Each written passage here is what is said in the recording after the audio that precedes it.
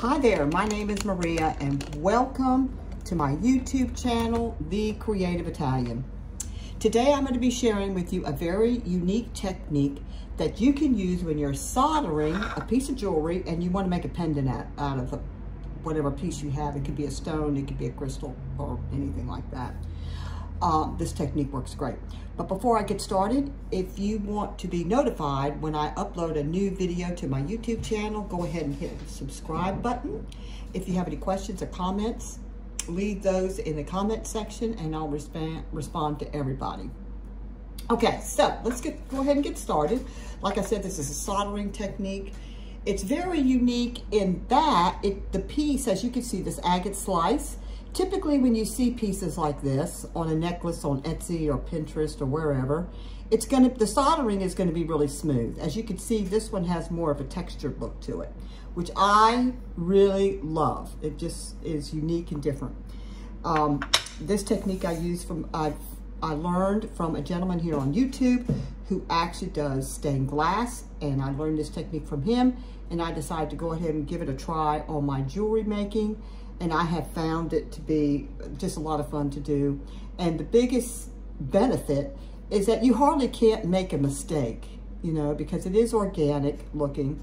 So we're not going for anything that's perfect. So the things that you're gonna need some solder, a soldering iron, a piece that you want to do this technique on. You want some copper foil to put around your piece before you get started. Now, I'm not gonna be showing this because I showed that in my other videos. But you'll want to do that on your piece before you get started. You will also want a sponge, and you want it wet. You want it pretty wet, as a matter of fact. You don't want it dripping, but you want it more than damp, wet. You want some flux. I've got some liquid flux over here in my cap. You want some 0000 extra fine steel wool. And you'll want something to hold your piece while you're soldering. Okay, so let's get started.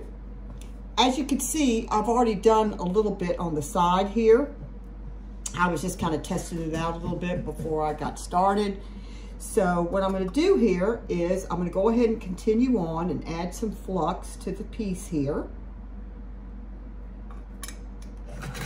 And then I'm just going to pick up some solder and just put it on top of this solder that I've already got on the piece. And once, oops, I just did a little bit too hard. Once the solder melts, you want to take the sponge and just lay it into the solder while it's still melted.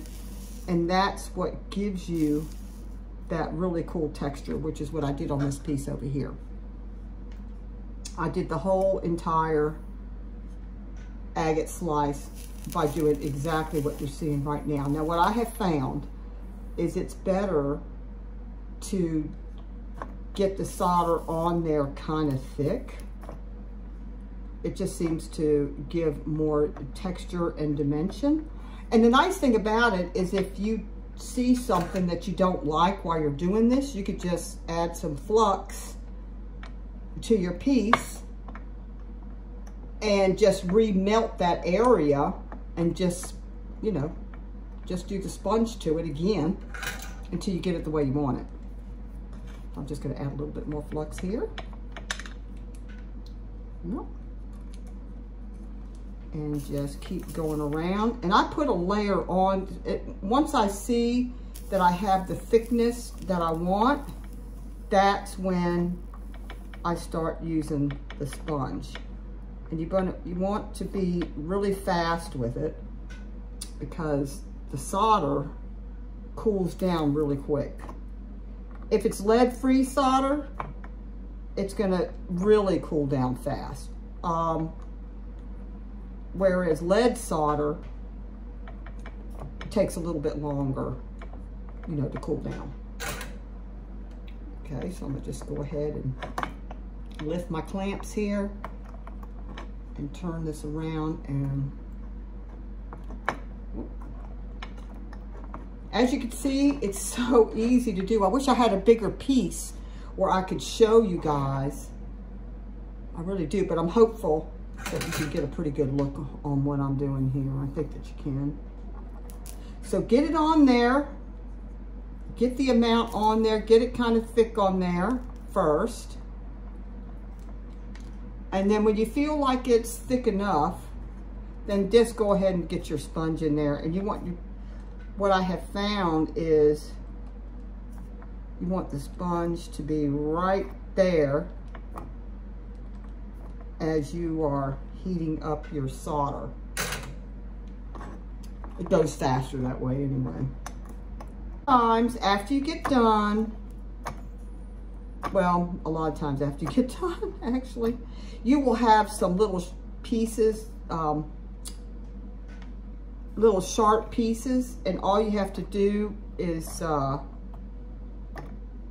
take a nail file that they use for acrylic nails, or you can use a file specifically for metal,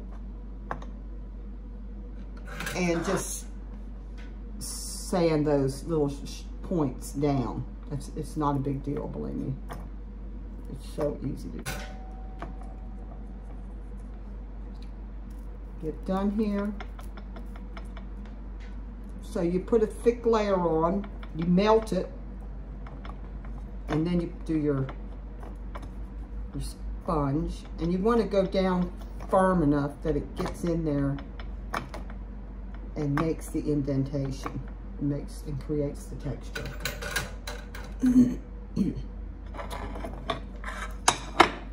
So what I'm going to do here is I'm going to switch.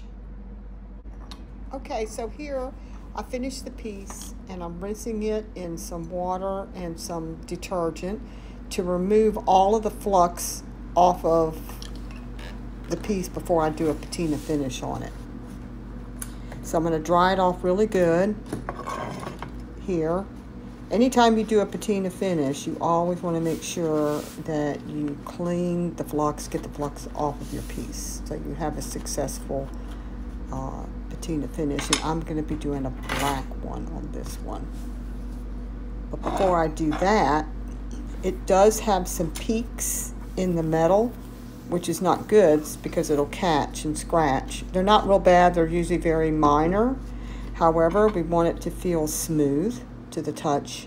So I'm going to take just an acrylic nail file, or you can use a file that's specifically for metal, and you can just go all around it and just smooth it down real good. They're just little pieces here and there. It's really not a big deal, but you do have them, and it only takes a minute or two just to go ahead and do this. So you have a nice finished off piece, and it won't catch a sweater or a blouse or be uncomfortable on the skin. So here we're getting ready to do the black patina finish. And I use a brush specifically for this patina, the black patina. I have one for copper, one for black, but I don't intermix the brushes. I use just this brush. It's a throwaway brush, cheap throwaway brushes that you can buy at Hobby Lobby or Michael's or the Dollar Tree. And I just paint it on real lightly.